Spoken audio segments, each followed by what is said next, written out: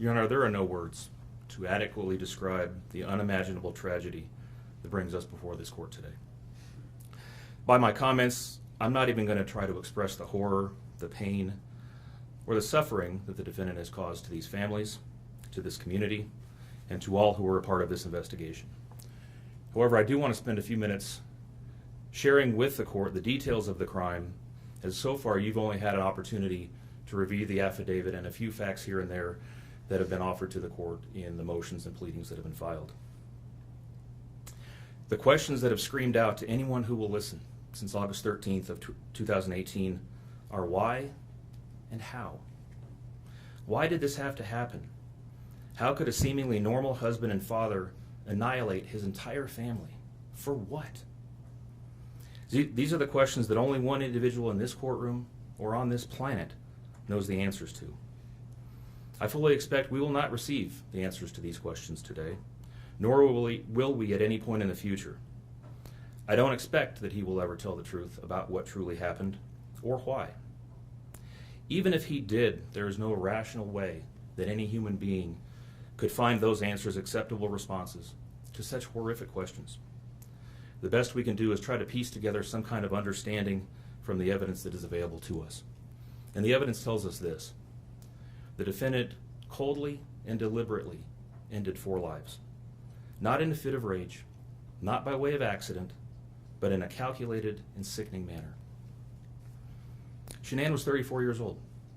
She had married the defendant in November of 2012. Over the weekend leading up to August 13th, she had been at a work conference in Phoenix, Arizona, and returned home in the early morning hours of August 13th. We know that she got home about 1:45 in the morning. The doorbell camera on their home shows her arriving back home from the airport. Shortly thereafter, at least according to the defendant, they had what he referred to as an emotional conversation about the state of their marriage and about what their lives would look like going forward. What was said during that emotional conversation, only he knows.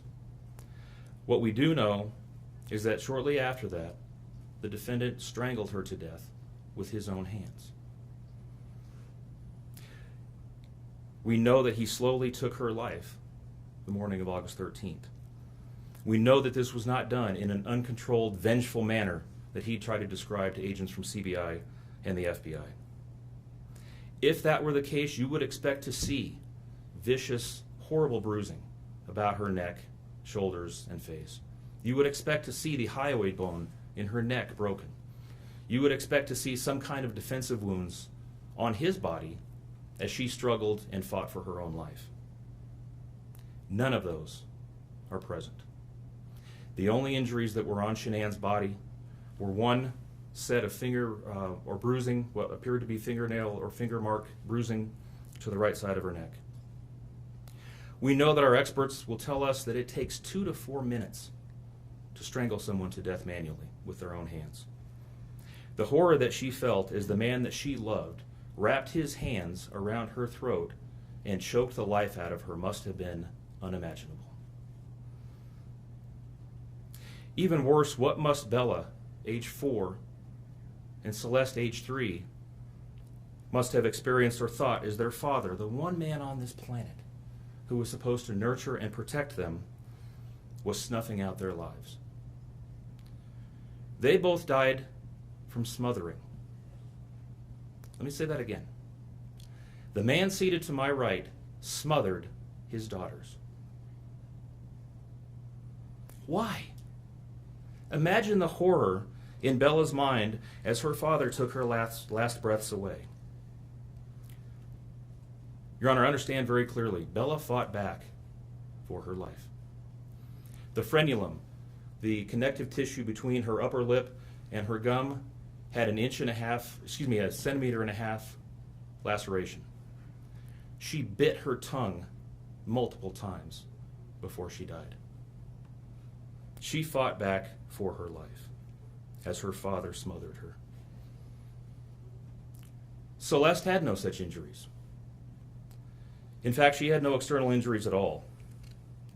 But according to the medical examiner, she was smothered nonetheless. The defendant then methodically and calmly loaded their bodies into his work truck, not in a hasty or disorganized way.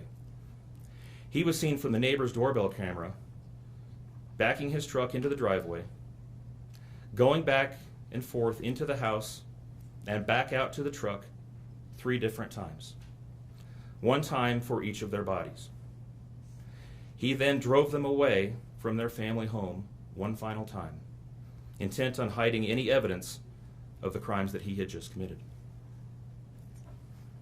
In one final sign of callousness for his wife, his daughters, and their unborn son, and their remains, he drove them to a location that he thought no one would ever find them, to one of the oil tank batteries with which he was so familiar.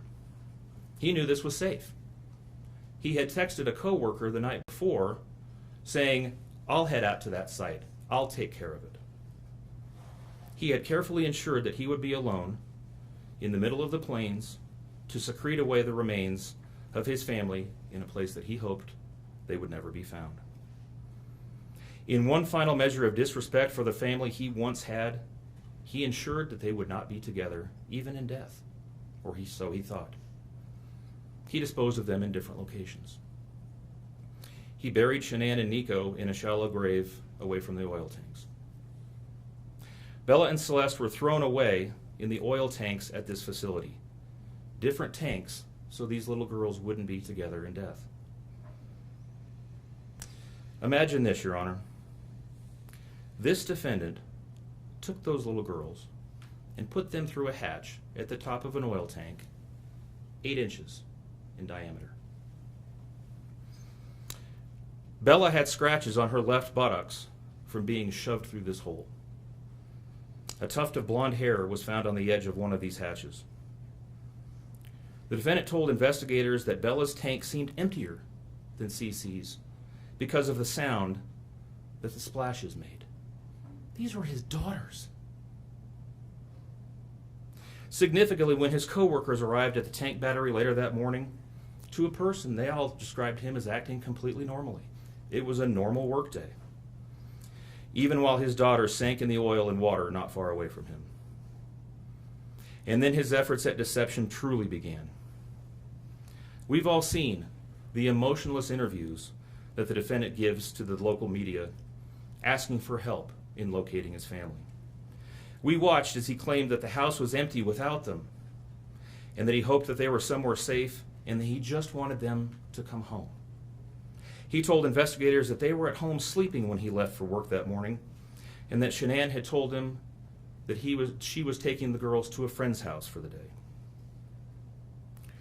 What is striking about this case, Your Honor, beyond the horrors that I've already described to you, is the number of collateral victims that he created by his actions.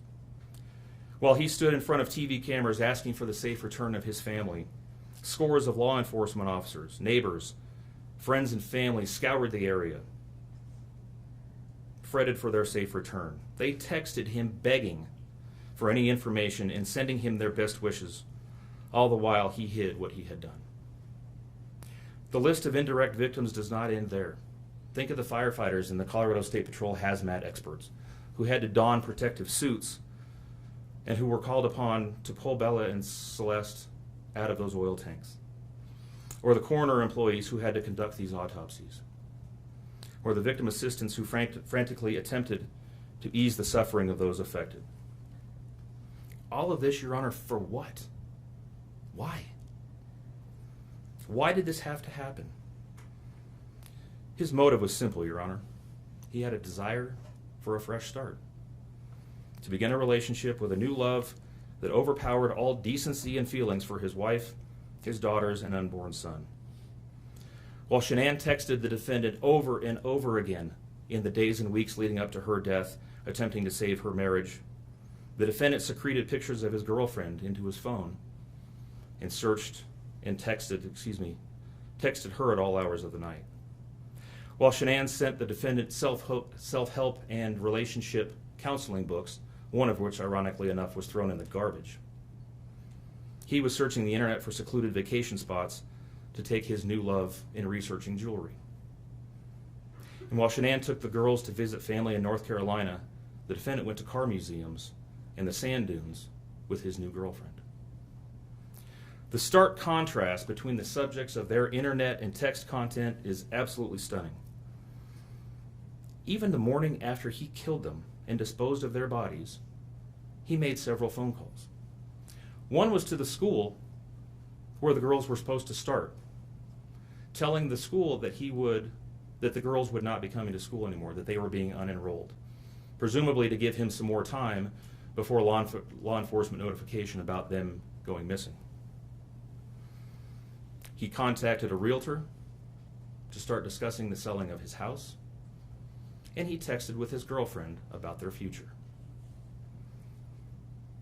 None of this answers the questions of why, however. If he was this happy and wanted a new start, get a divorce.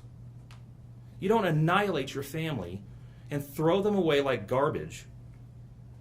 Why did Nico, Celeste, Bella, and Shanann have to lose their lives in order for him to get what he wanted? Your Honor, justice demands the maximum sentence under the agreement reached by the parties. As you will recall, the agreement calls for life sentences as to Shanann, Bella, and Celeste, and all of those to run consecutively to one another. It also calls for the count of unlawful termination of a pregnancy as to Nico to run consecutively to counts 1, 2, and 3.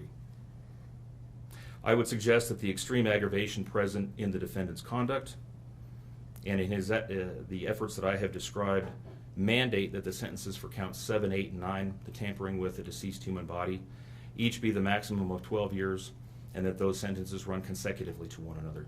It is very clear that each of these acts, that these were not the subject of one act, but each oil tank that he walked up with his daughter's bodies and the hole that he dug for his wife and unborn son mandate a mandatory consecutive sentence.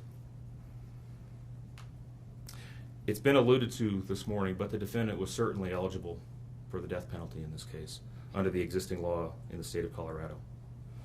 As you heard, Shanann's family strongly opposed my office seeking the death penalty and being bound to the criminal justice system for the next several decades. That's in large part, as you've heard, why we have reached the agreement that we have. 4 lives were lost at the hands of the defendant on August 13th for reasons that we will never fully understand, nor will we know. In the end, the Rusick family was much more merciful towards him than he was towards his wife, his daughters, and his unborn son. Prison for the remainder of his life is exactly where he belongs for murdering his entire family. Thank you. Are you seeking 91 days to file a request for restitution? I am, Your Honor, please.